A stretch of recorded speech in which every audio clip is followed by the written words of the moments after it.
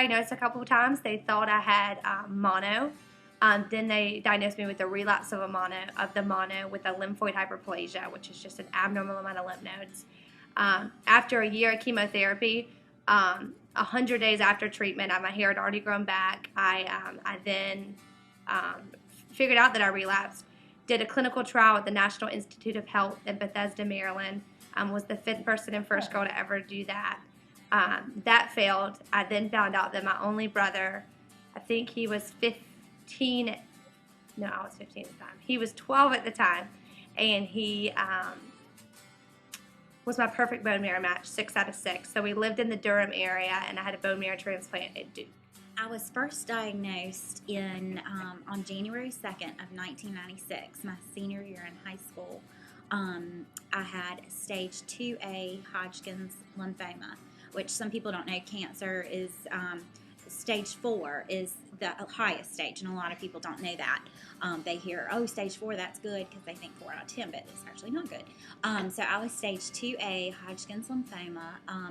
I did 3 months of radiation therapy, chest radiation, and I was in remission for several years, and then I graduated from high school on time, and then I went to college, and at the end of my junior year in college, I had a recurrence, and at that point, I had to do 6 months of chemotherapy.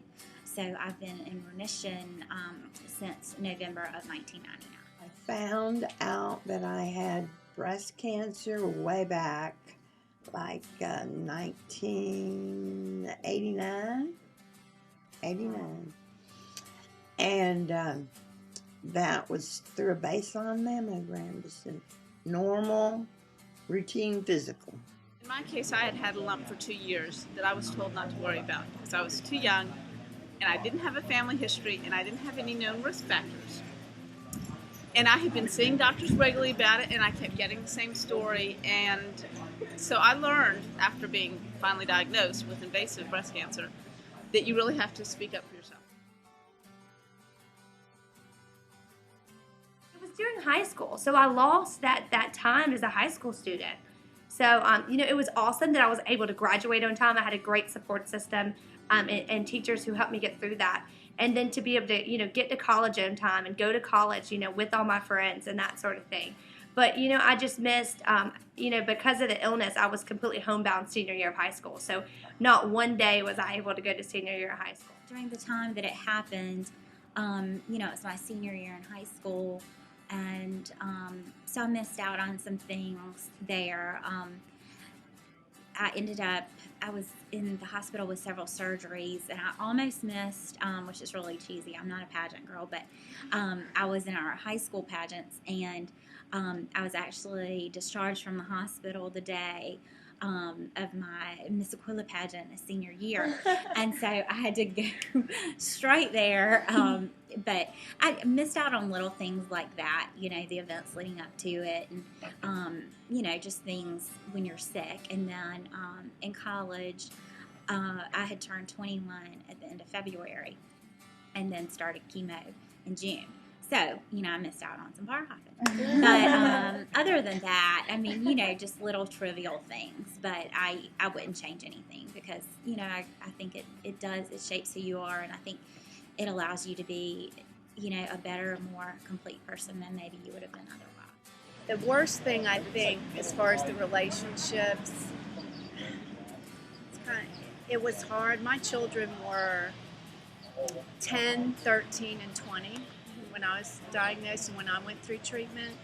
And my husband and I have been married 21 years, but that was the hardest part for me, watching them. See, they were wonderful, but just to see the concern on their faces, that was difficult. I knew I'd be fine, and I was going to fight through it, but that was hard for me, watching my family feel the pain that they felt.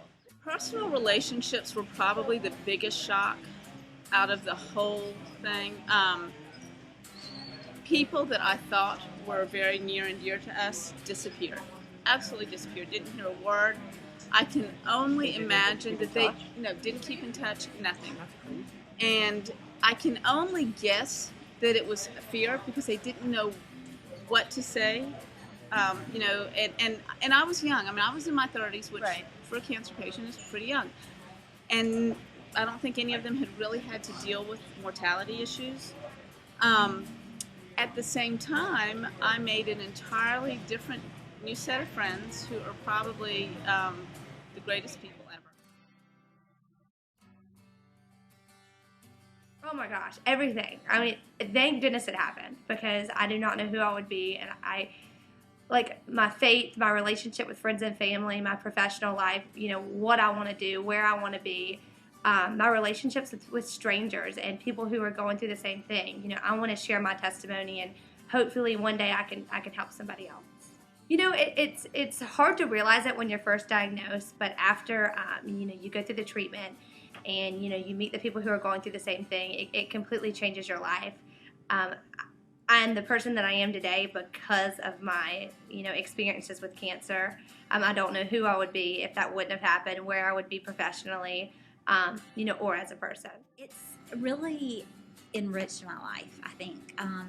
You know, when you're a cancer survivor and you're a young cancer survivor, it gives you a chance to give hope to so many people.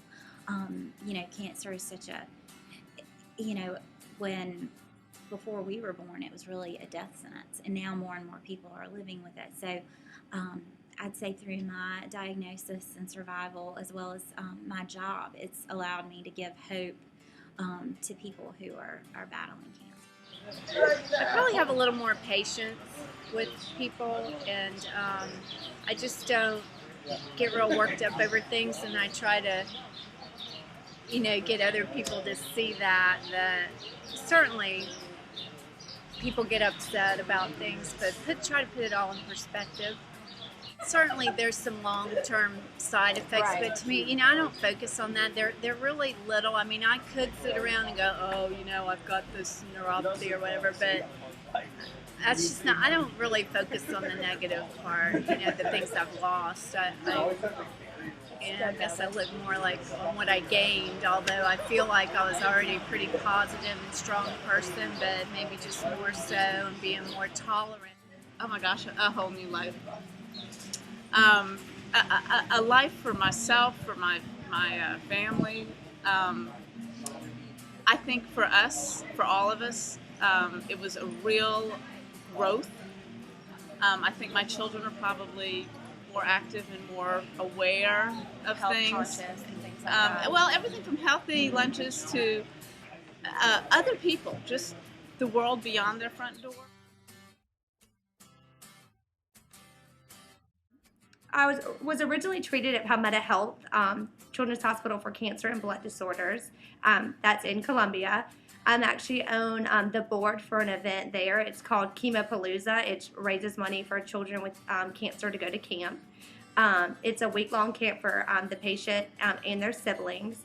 It also pays for the psychosocial programs that run throughout the year for these kids, which is amazing support groups for teenagers, you know, and children alike. And so that's actually an event that's in April that I'm really excited about. The Blue Dogs are playing. It's, you know, really fun. And also I have a meeting tonight, actually. I'm on the committee for Friends of MUSC Children's Hospital. Oh. It's a group of, you know, prominent women in the area that get together and raise money for the Children's Hospital. I have 2 children, and I work for the American Cancer Society. I've been here for almost 10 years. Yeah. And my position deals a lot with cancer patients and their families and working with health systems to get them the things that they need.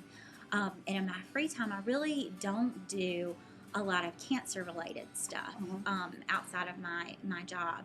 I did it when I was younger, but since I've had kids, my extracurricular things center around them more so than anything else. So, you know, soccer mom and PTA and all that kind of stuff. About 9 years ago, the dragon boat concept came. Everybody's ideals about what a woman could do or not do after breast cancer was turned upside down. They didn't want you to use your arms, put your arms over your head. This is called edema because the lymph nodes are removed and you get fluids build up in your arm. But keeping it steady and safe is not as good as keeping it exercised. And the Dragon Boat team came about because there was a team in Canada that the people here at Hollings went to visit, and we decided to start a team here. And that's been the thrust of everything since. Camaraderie, sharing, support group is competitive but also loving and nurturing. And we've had some great moments out there racing together. I'm very happy. I have a strong faith. I go to Harborview Presbyterian Church. I love praise music, and I sing alto, and I like to shake the tambourine and praise my God. So I also fish, avid fisherman. I like to fly fish. I like to camp. I have 2 dogs, 7 cats. Wow. I'm actually the missions program manager for the local affiliate of Komen for the Cure. Okay. And which means I work in breast cancer advocacy as well as with grantees. So pretty much my focus has been breast cancer, and for me it's taken the focus off of me. Even though I had breast cancer, it's about everybody else now. I am very actively involved still with College of Charleston, so we're going almost 10 years now, which is just amazing. All about, keeping a positive attitude. I really think that if you have a good support system, a great attitude, and your faith, you gotta stay strong on your faith, and obviously great doctors and is always helpful. Keep your faith strong. I can remember when I was first diagnosed in high school, our youth minister coming to the house and asking me if I was mad at God, and I was like, no, like it never occurred to me to be mad at God. That I was mad, but it was something that I knew that if I was going to get through it, I had to keep my faith strong. So I know we all have different beliefs and different backgrounds, but just to keep your faith in whatever form that is as strong as possible. I just want to stress to young people especially, you don't think ahead. You've got to think ahead.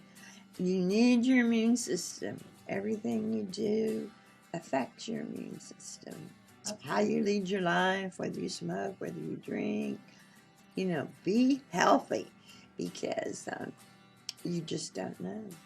Everybody's different and they handle things differently, but I do think that your attitude is very, very important, and to fight through it.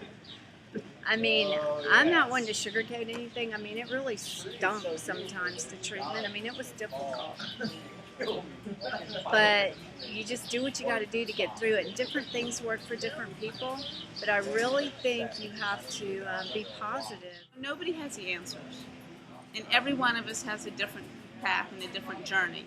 But just knowing that someone is there for you, that you have the support, and the support can come from the most surprising places. It isn't necessarily your family, and it isn't necessarily your best friend.